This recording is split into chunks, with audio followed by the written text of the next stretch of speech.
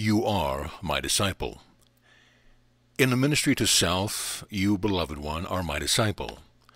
I would send you forth from this day forward to go as my disciple, to preach with love, to heal the sick, to raise the dead, to do miracles. Yes, I am calling upon you to do miracles, and you are ready. Preach my gospel, which is yours as well, that the kingdom of heaven is at hand. It is right here, right now. It is not something afar off, a place which one has to strive to make themselves worthy for, to live a certain way within a religious order, to hold a certain belief, a philosophy, belong to the right group, and then when the body is laid down they will ascend unto heaven. Heaven is in the midst right now. Heaven is a joy which is your divine birthright in nature. Heaven is the holiness and innocence of the holy child. Heaven is the true essence of you. It is within you, and you carry it with you always. You can choose to put the focus of attention upon other activities and other affairs, and often you have done that. But heaven has always been only a choice away. It has always been with you. Preach the gospel of heaven right now, here upon earth. Allow the words to come forth as guidance directs. And if there are no words, stand and be the presence of heaven. In other words, no matter what is coming down on the right side and left side of you, no matter what chaos there can be in the world, no matter if someone is right up in your face perhaps, stand and be the presence of heaven. How do you do that? You realize that the drama of human life is a script. The brothers and sisters are playing their script, beautifully written and beautifully acted, and as they give forth their lines, you may stand and be present of heaven and applaud, either outwardly or silently, their rendition of those lines. Heal the sick. How do you do that?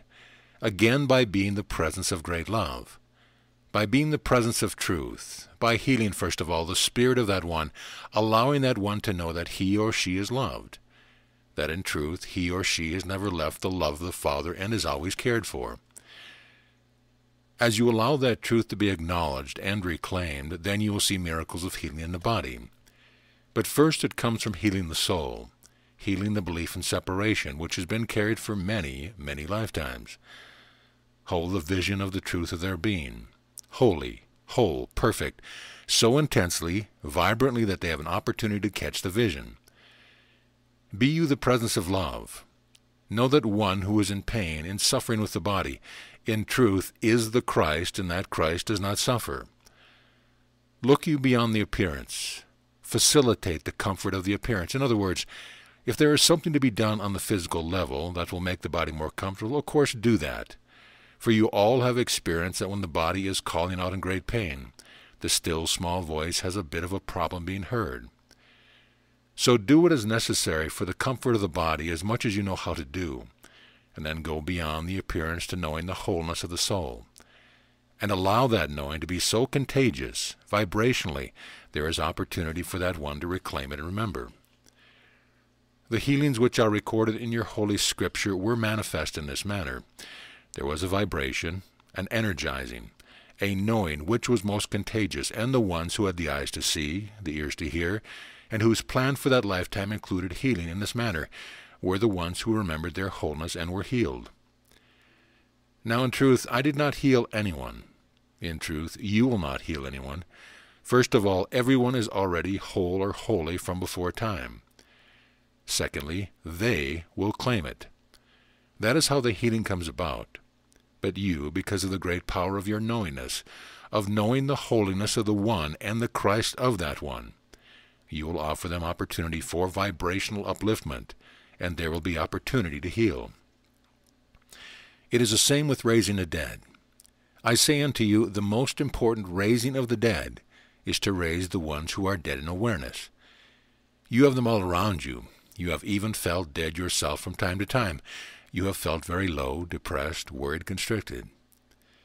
Many of your brothers and sisters are calling out to be raised from the tomb of worldly belief. The spirit of life is joy, as valuable, as hopeful, as almost dead within them. They do not think there could be another way to live, to come truly alive. How do you raise the dead? By being the presence of heaven once again. By being the presence of hope, of love, of joy, of truth, of optimism. They can then see that you are living a human experience the same as they are. Sometimes your body hurts.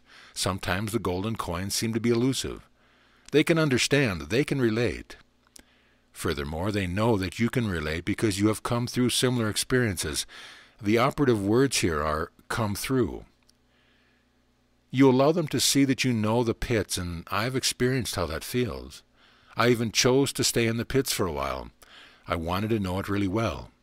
But then there was a glimmer of light and idea. Something came to me.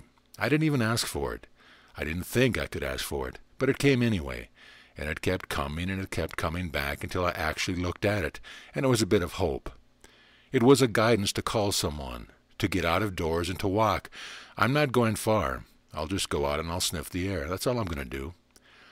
And as you walked out of the door and you took 10 paces perhaps, there was a change which came over you.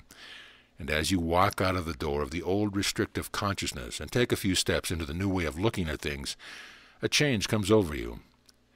Encourage the brothers and sisters to live life, to come truly alive, perhaps by small steps at first. Encourage them to try new ideas, to look for the good, the joy which the Father has for them. Encourage them by example.